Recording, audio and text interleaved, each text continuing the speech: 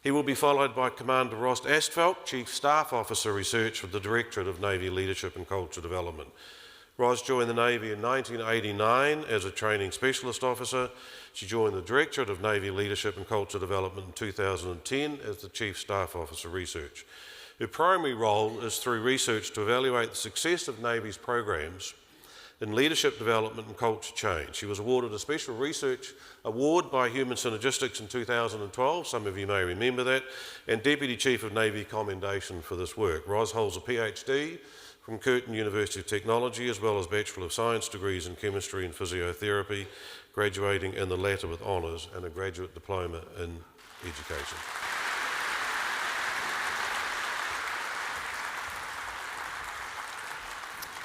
Good morning, ladies, gentlemen, colleagues. Grant's outlined why cultural transformation was required in Navy.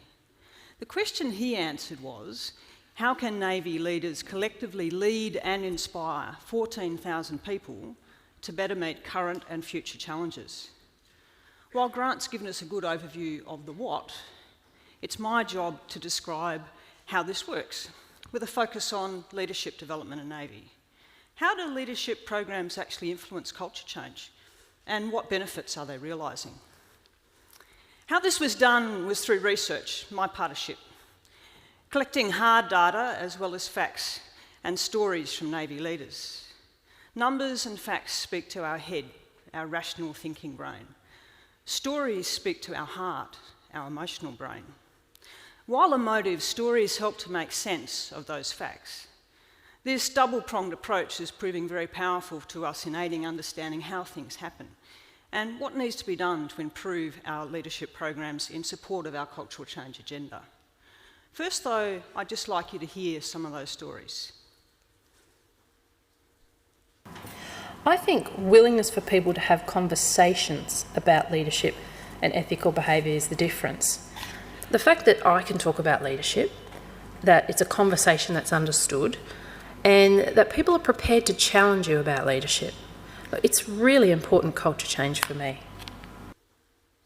The output's more consistent with what's expected of our workshop. We're producing better work because the work we're producing is done properly.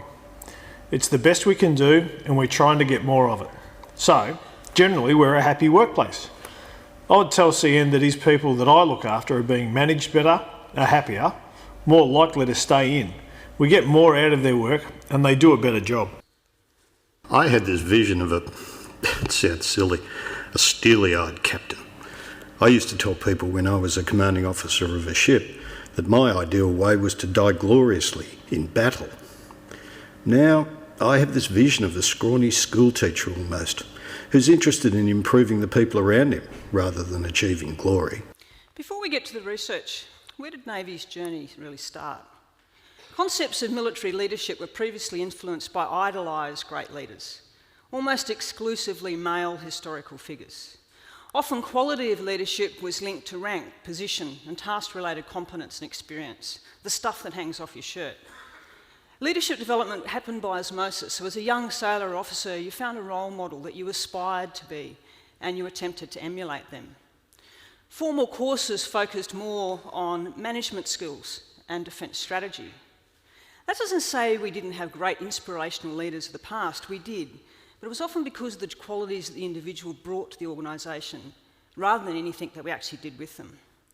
So for Navy to get leaders to collectively lead and inspire 14,000 people, we needed a more thoughtful and consistent approach. The accredited practitioners room would be very familiar with this, the iceberg metaphor. It describes what we do, and I heard to say our behaviour is just the tip of any one of our icebergs.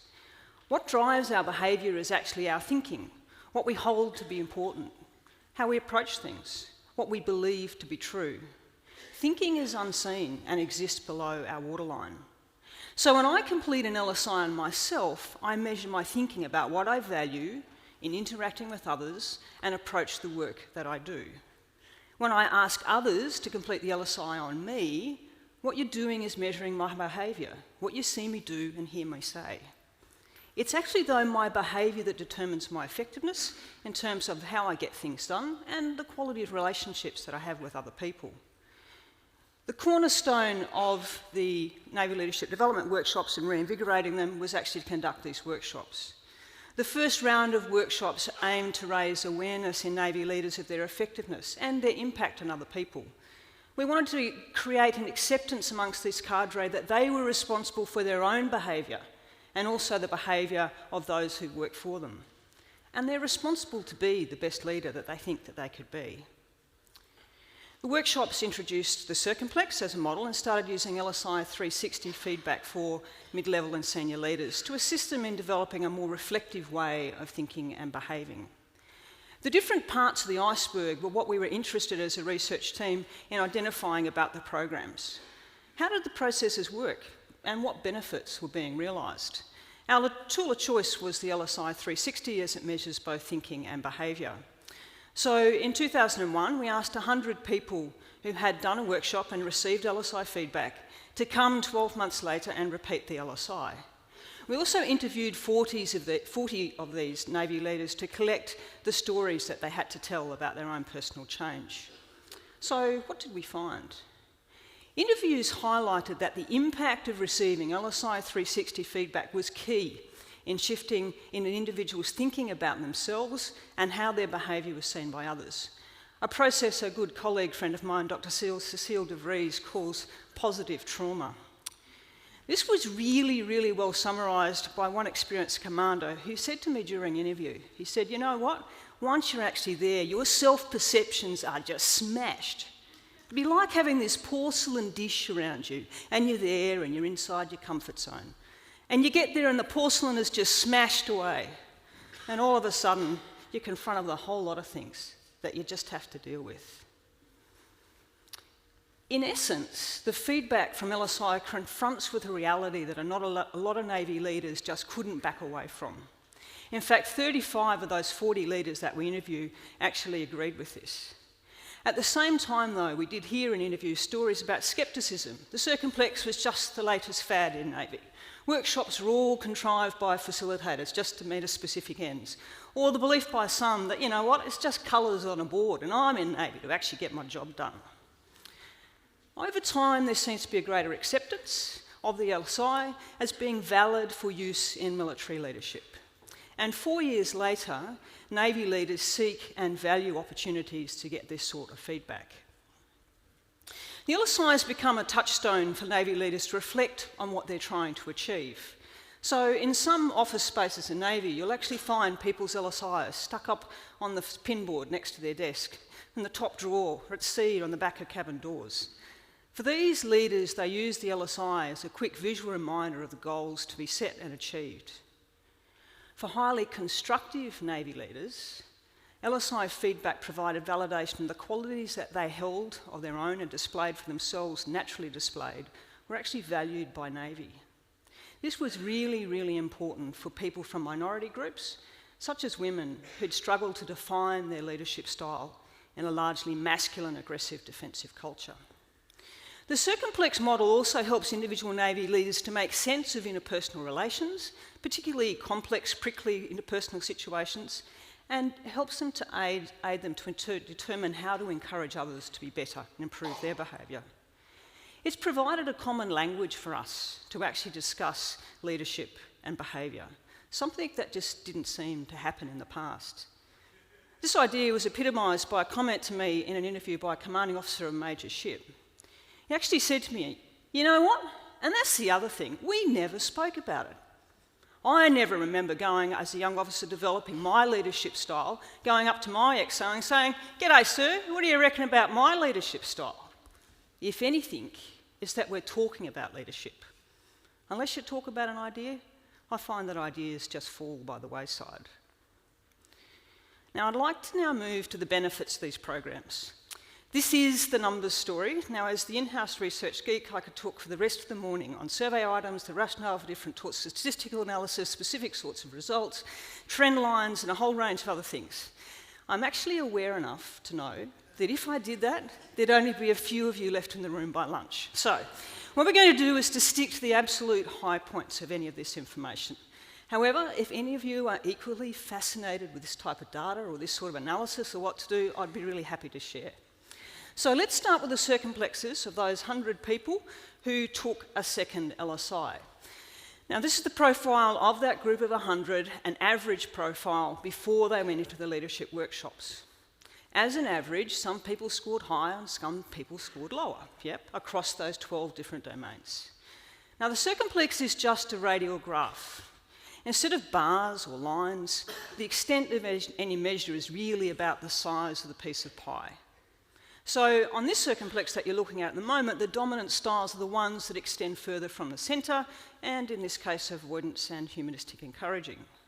For brevity, let's just focus on those blue constructive styles, although similar and opposite changes happen in the red and the green styles. What I'd like you to do is to look at those blue constructive styles as I change the side from this LSI1, which is before they conducted the workshops, this is their first round of feedback, to the LSI1 12 months later. Now, you should have noticed that there was growth in all of those styles. But what does this really mean? Well, on average, some people move more and some people change less. We wanted to know, though, how many actually changed appreciably, such that if you saw them in the workplace or you worked for them, you might actually notice a change. We sort of arbitrarily set that level at 10%. The math says that, appreciably, on average, 40% or 40 of the 100 appreciably have changed their thinking in each of those 4 styles. The figures suggest really that it's most likely that all of this group have appreciably changed their thinking, at least in one of these styles. Now, let's just do the same thing with the LSI2. So here's the LSI2 before they were involved in the leadership workshop when they first received feedback. Again, look at the blue constructive styles, and what I'd like you to do is to have a look at those as I change it to the LSI2 12 months later. Again, you probably should have seen that there was a change. Now, that change isn't as big this time. The workshops, though, focused on awareness and acceptance or thinking, so this wasn't to be unexpected from us.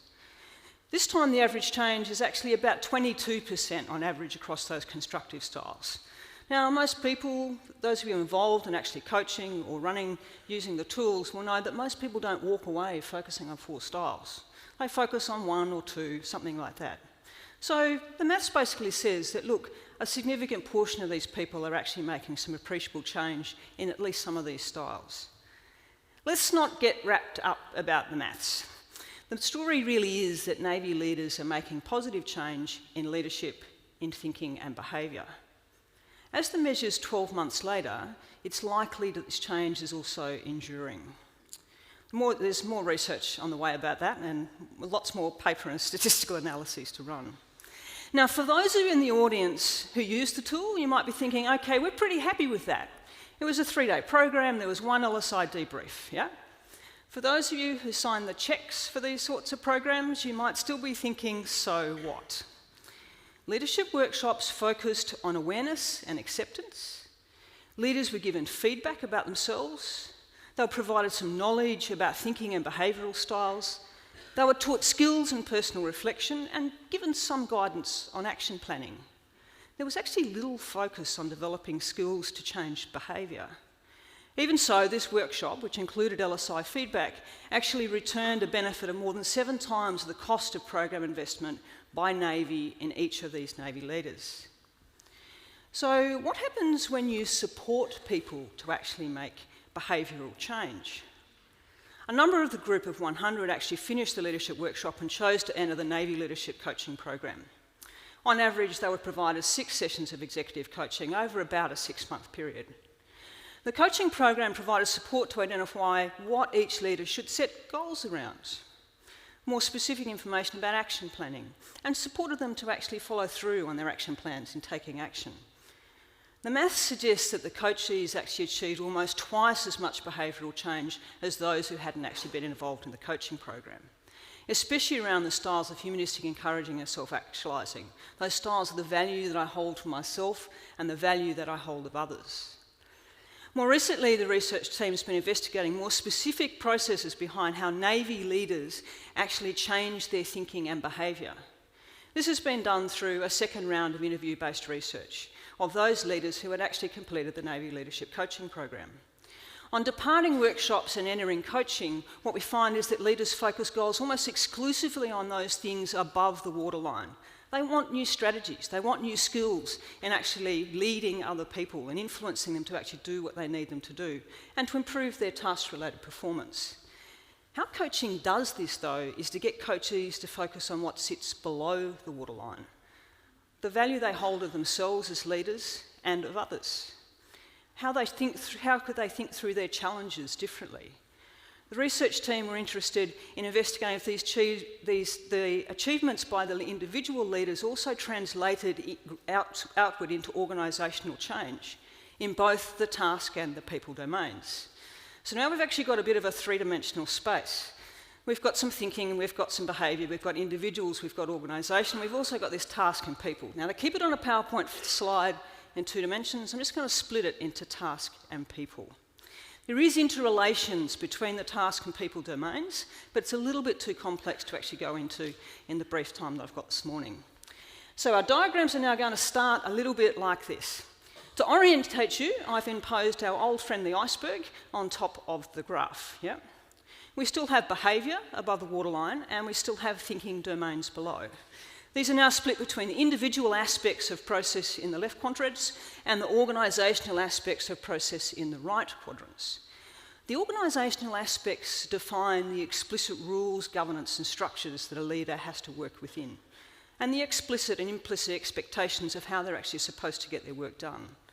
So what do we actually know about how leaders improve in getting things done? The simple story about the task process is this. Improved capacity by leaders to deal with ambiguity and complexity and to creatively find solutions through solution-focused thinking improves motivation for and satisfaction from the work that they perform. An improved ability to find solution also improves the leader's understanding of their capacity to influence others, both within and further outside of their work unit. Consequently, leaders feel more empowered within the organisation to act. Empowerment by the leader mutually reinforces leaders to take on even greater challenges that require them to think even more audaciously. If a leader is better able to deal with complexity, they're more motivated and satisfied with work, and consequently they become more effective and they achieve more. It's an absolute no-brainer. Improved task effectiveness by the leader, combined with improved empowerment and understanding of their capacity to influence within the organisation, improves the effectiveness of the leader's team and the team's contribution to Navy. Additionally, there's a feedback loop. Improved effectiveness of the team mutually reinforces the leader to achieve more from their own personal work. A comment from one of Navy's engineers it really reflects this task process. He said, "I'd say I'm chalk and cheese from before the course and after. It's given me a lot more energy and motivation to get stuff done and to keep pushing and improve anything I can. As time went on, I was getting more satisfaction and confidence, and you know what? Everything just snowballed, I guess." The organisational aspects, the people domain, define the implicit rules and expectations by others of how members are expected to behave. So what do we know about how leaders improve in relating to others? A leader's value of themselves is fed, although not exclusively, by the extent to which Navy values its leaders. Greater value of themselves by these leaders generates greater levels of engagement and enhanced personal well-being. Greater engagement with work improves their commitment to Navy. Reciprocally, greater commitment by Navy to this group of Navy leaders, and for a lot of them it was about this statement of we value you enough to actually give you LSI feedback and coaching and to conduct workshops that focus on you, improves the leaders' engagement levels at work. With sufficient value of themselves, a leader values others and engages more constructively and more often with their subordinates and others in their workplace, with subsequent improvements in the effectiveness of their leadership. Now, leadership can be added to or detracted from by the culture in which the leader actually operates. If positive, it supports leadership development. Conversely, it can detract from an individual's desire to improve. The quality of a leader and the example that they set influences the behaviour of others in the work unit. Positive changes in the leader appear to snowball within units to others, which improves levels of unit level culture through improving individual behaviour across the group. To a point, improvements in behaviour by the group also enhances the leader to actually confirm that what they're doing actually has value, and so there's more consistency in their leadership. To a point, this effect or this snowball continues. Recently, the research team identified that this snowball effect is actually most marked in Navy senior sailors, our supervisory leaders. It would appear that it's improvements in leadership at this supervisory level that's actually having most effect in influencing and making positive change in Navy culture. The following quote from a workforce supervisor, one of those chief petty officers within a technical workshop, summarises these people processes actually really well. He said, "You know what? I used to use rank and petty power. Not abusing it, but, using it to establish dominance. I used to use ridicule a lot as well, like right in front of everyone. You're doing what? I tend not to do that as much now. I'm now more understanding of better ways of doing stuff and talking to them in better ways, more open. And I find that's the most effective way. I get more out of my guys because they actually trust me now." So what are the lessons that we have learnt to date from the research? The LSI and the Circumplex was really valuable in starting leaders to think, reflect and engage in conversations about leadership and culture. Consistency of definitions and messages was really important and key in combating myths, misconceptions and the naysayers, especially at the outset. It also has provided, the Circumplex and tool has also provided this common language about to discuss leadership and culture. Acceptance of the LSI has grown as leaders experience the benefits. Greater focus is required in leadership development workshops, and our second round of workshops is certainly making that so, to develop the specific skills that we need from our leaders to take action in support of Navy's cultural change agenda. Coaching really adds value through supporting individual leaders during personal growth and also in developing unit-based cultures. Specifically, it appears that supporting and developing supervisory leaders is important during cultural transformation. For us, understanding the process of how developing individuals can influence culture and provides us the opportunity to improve the efficiency and the effectiveness of our organisational change programs. Grant outlined that cultural transformation was required in Navy to improve organisational effectiveness and operational performance, and to fulfil Navy's current and future strategic operational responsibilities. So if culture is the answer, what is the question that the research answers?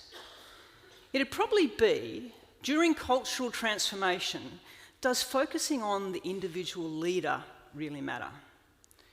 The research data from my perspective confirms a resounding yes. Focusing on individual leaders to develop really does matter. As I finish, I just want to leave you with two more of those stories. I've just received my end of year report from my supervisor and I received the top boxes and everything. I've got an absolutely outstanding report. A couple of comments in the narrative that were around things like my decision making, my leadership, having foresight and initiative, those sort of things. In terms of Navy having invested in me, I think that's a real positive. It refreshed my take on Navy in terms of being an organisation that isn't just about putting bottoms on seats, that it's a case of they value and they live up to our core values of people are our greatest strength. I think there's a commitment element and commitment to Navy. As this is the last HS conference in the series, there's just a couple of people I'd like to thank. Firstly, you don't do research like this with thousands, almost thousands of pages of interview transcript and multiple massive databases on LSI data without a team behind you. So there's a few people from my research team here, so thank you very much for all the work that you do. I'd also like to thank my director, Grant Dale, who actually saw value in investing in research. It's not something that we tend to do in organisations when we develop programs, but seeing value and being able to prove our worth has certainly given us the ability to actually have those checks continually signed for the programs that we run. And finally, I'd like to thank all of you here for listening to our story today. Thank you very much.